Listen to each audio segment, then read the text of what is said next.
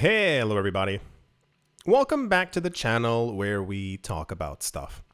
So, how do I put this? When the market's doing bad, people tend to get bearish, logically. When the market's doing great, or it looks like we're going to potentially, in the very near future, continue pumping higher, everyone gets happy. I don't know if you've been seeing it, but there's a lot of altcoin price prediction news right now. I won't say some of the crazier numbers, but just understand, at least to me, it's nice to see this level of optimism because, as always, I hyper prefer people to be bullish on the space and or celebratory as opposed to being down in the dumps because we went down by like 1%. Which tends to happen quite often. A lot of the larger players within the space have not ever really become bearish. They've only become like interestingly more bullish. So remember how the price predictions for Bitcoin at the beginning of this year were maximum $50,000. And then that moved to 100K.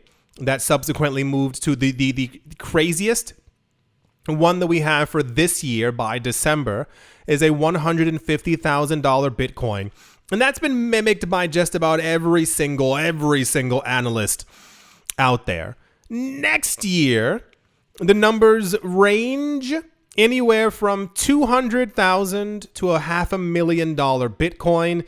There's also some ones that are like a little bit higher, but we're not going to talk about those because those sound like a little bit insane. However, a lot of people do think that Bitcoin is not only going to go above six figures, but go well beyond that as we move into and are in 2025. When I say that these people have become extra bullish, it's not a joke. And I mean, it's gotten to the point where everyone is kind of mimicking everyone else, but this one so far has kind of been the craziest. A lot of people believe that there will be no more cycles as we've had them before. I mentioned that in the past.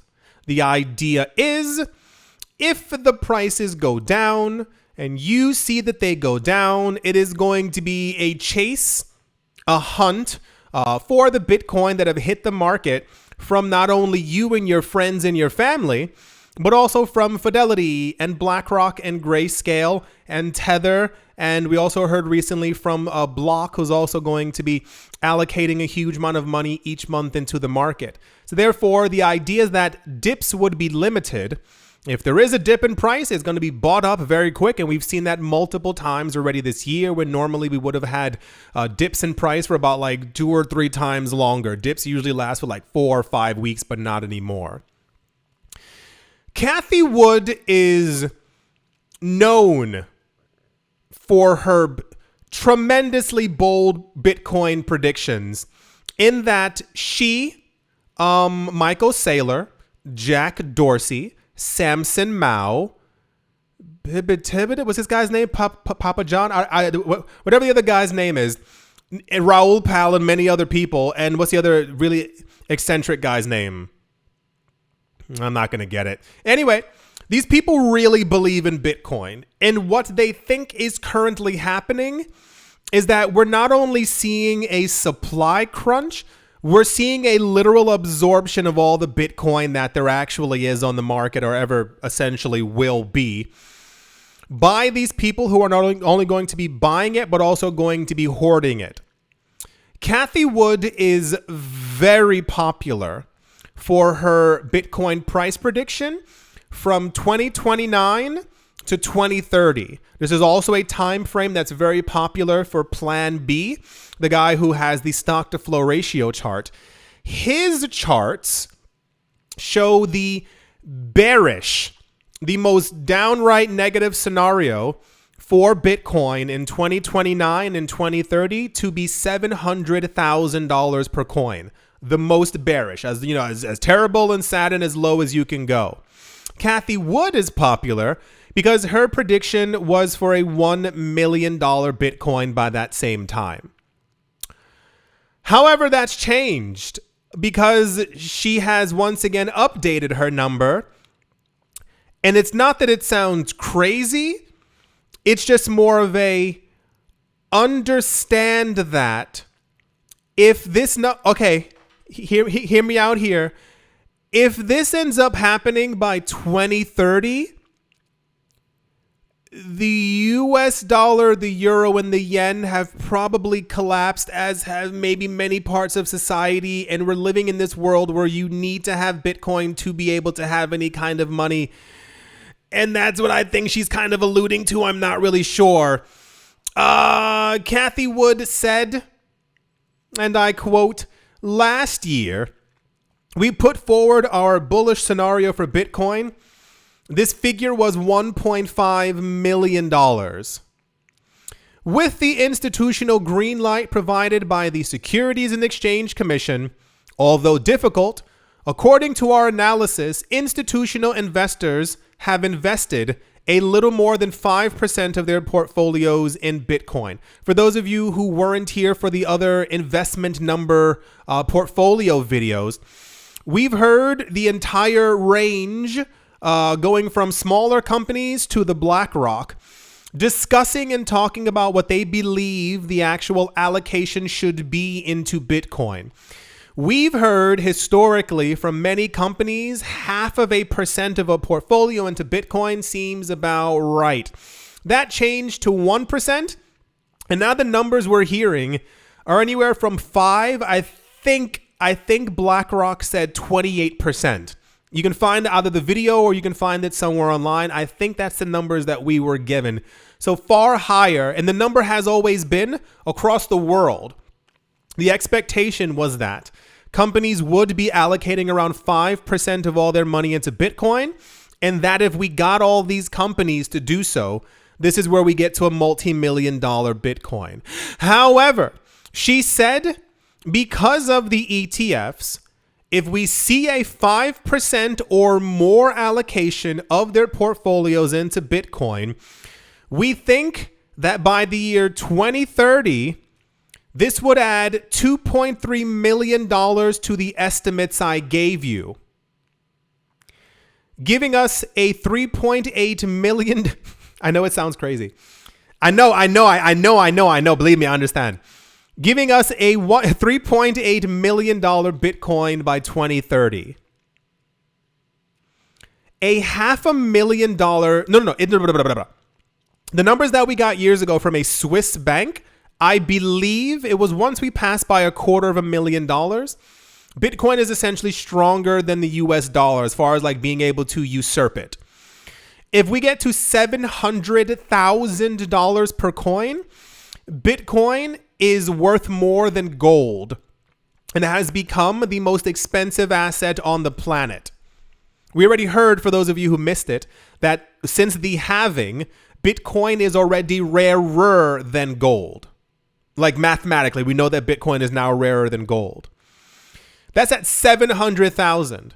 A $1.5 million Bitcoin essentially means that people have begun to panic because they don't have enough Bitcoin. They don't have enough Satoshis.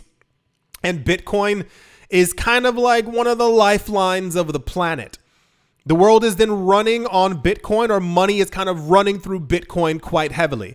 We're already now seeing the Bitcoin network do over $1 trillion per month in transactions flowing through its chain. A $3.8 million Bitcoin by 2030 means that people have begun. So for those of you who don't know, this isn't to scare you. One of the ideas is that Bitcoin can essentially go up to infinity. As long as there are buyers, there's going to be a price going higher. And if we continue to see demand, if you know that buying $100 worth of Bitcoin with a $3.8 million price can still double or triple, you then choose Bitcoin over everything else because other assets relative to the price of Bitcoin have dipped. And this is what we are already seeing now. The idea of a $3.8 million Bitcoin means that people are beginning to sell off real estate to push into the market. Because mathematically, if we go from a $60,000, $70,000 something or other Bitcoin, and in 5.5 years, we get to $3.8 million, it means that institutions own far more than 5%. There's almost no Bitcoin left on the market.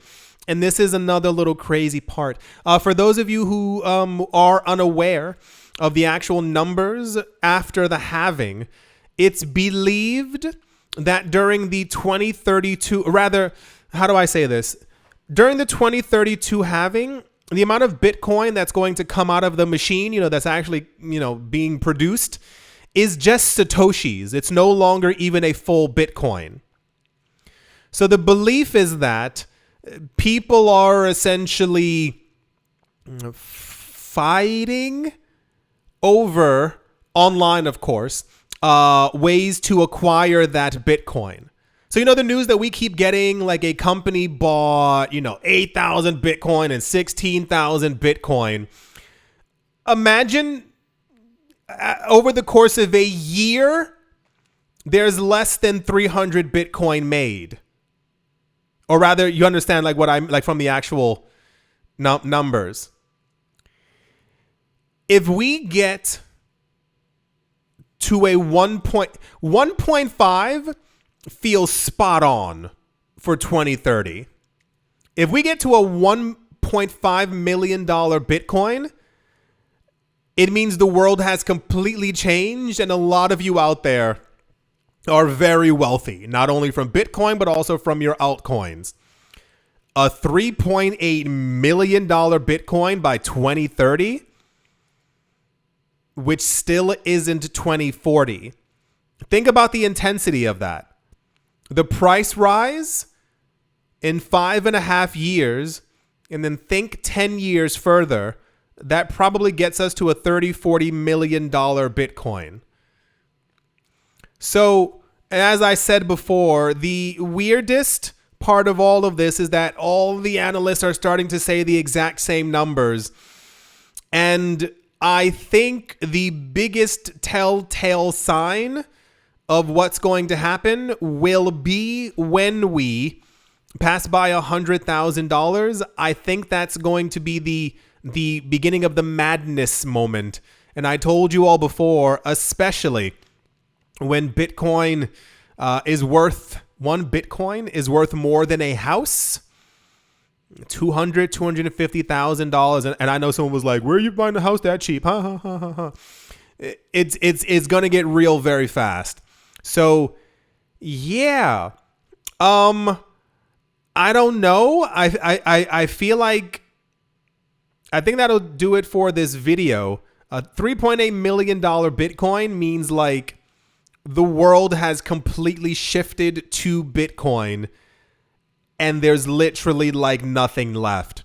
And I like to at least think or understand that when people say numbers like this, it's because they have charts that I will not have, and therefore maybe they see something that I don't.